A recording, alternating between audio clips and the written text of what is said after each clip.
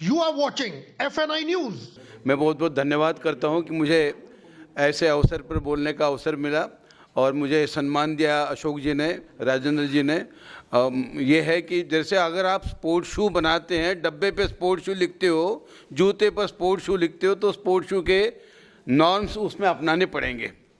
अगर हवाई चप्पल लिखते हैं तो उसमें वो नॉर्म्स अपनाने पड़ेंगे। जैसे मैंने पहले ही बताया था कि 10 साल पहले, 25 साल पहले मैंने एक व्यंग्य लिखा था, जूता फट जाए तो फीता संभाल के रखना। तो फीते में वो 200 रुपये 500 रुपये के जूते के लिए रोएगा या तुम्हारे तो हमारे इस तरीके से 6 महीने, ये जुलाई के बाद के 6 महीने ऐसे अच्छे गुजरेंगे हमारे, क्योंकि उसके बाद हर कंपोनेंट बनाने वाला, हर रॉ मटेरियल देने वाला उसी हिसाब से आपके पास में आएगा और सारे सर्टिफाइड आइटम आपके पास देगा। अब तक आपने सुना होगा कि अगर आपको नया इलेक्ट्रिकल या इलेक्ट्रॉनिक्स का सामान खरीदना है तो बेहतर होगा कि ISI मार्क देखकर ही खरीदें, क्योंकि ये मार्का कहीं ना कहीं गुणवत्ता की गारंटी देता है। क्या जूतों में भी अब आपको ISI मार्क देखने को मिलेगा? अगर मोदी सरकार की नई फुटवियर गुणवत्ता नीति को लेकर बात करें तो ऐसा आपको जल्द ही देखने को मिलेगा, लेकिन इसको लेकर फुटवियर बनाने वालों में काफी संशय की स्थिति पैदा हो गई है। अभी एक गैजेट की कॉपियां सबको दी हैं, उसमें 18 तरह के जूते भारत सरकार ने कंपलसरी कर दिए थे।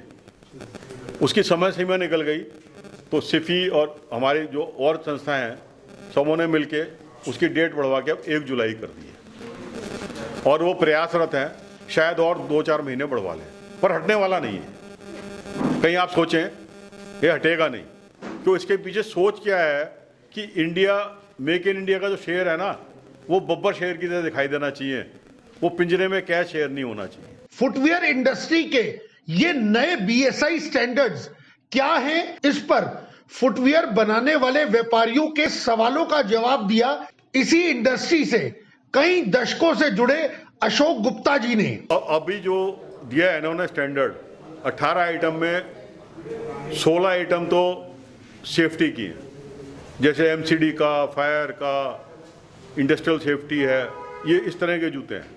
खाली 2 ही आइटम है जो जर्नल में है। जर्नल में तो हवाई चप्पल ली है इन्होंने, दूसरा लिया sport shoe. School shoe is not there, PVC नहीं है इसमें, PU नहीं है, तो 90% फैक्ट्री वाले पहले ही बाहर हो गए। पर क्या है, धीरे धीरे अगर मानक अच्छे आते जाएंगे, वो सीमेंट वाली बात है, मकान गिरने बंद हो जाएंगे तो जूते चप्पल भी फटने बंद हो जाएंगे, बंद नहीं हो, कम हो जाएंगे। फुटवियर मैन्युफैक्चरर्स को क्या अब क्वालिटी मेंटेनेंस करने के लिए अपने यहां लैब लगानी पड़ेगी? इसका जवाब भी अशोक गुप्ता जी ने दिया। आपको अपनी तसल्ली के लिए लैब लगानी, लगा लो,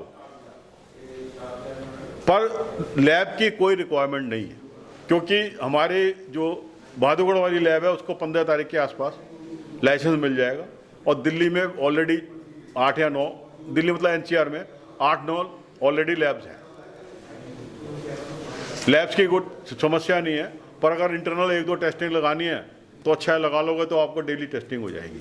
जो BIS स्टैंडर्ड्स फॉर फुटवेयर्स के लिए गवर्नमेंट ने नोटिफाई किए हैं कि वो 1 जुलाई से लागू हो जाएंगे, लेकिन क्या हमारी सरकार और हमारी इंडस्ट्री इस चीज़ के लिए तैयार है कि क्या सफिशिएंट क्वांटिटी में लैब्स हैं जहां हम अपने प्रोडक्ट को टाइमली उसको चेक करा पाएँ, उसकी अपडेट कर पाएँ और उसकी टेस्ट रिपोर्ट जल्दी ले पाएँ?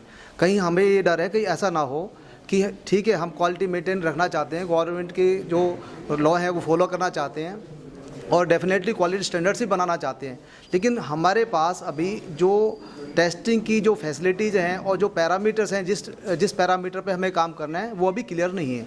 फुटवियर इंडस्ट्री के कई व्यापारी जहां इन नए नियमों का स्वागत कर रहे हैं, तो कई फुटवियर मैन्युफैक्चरर्स का कहना है कि इन नए नियमों के कारण उन पर आर्थिक बोझ बढ़ेगा।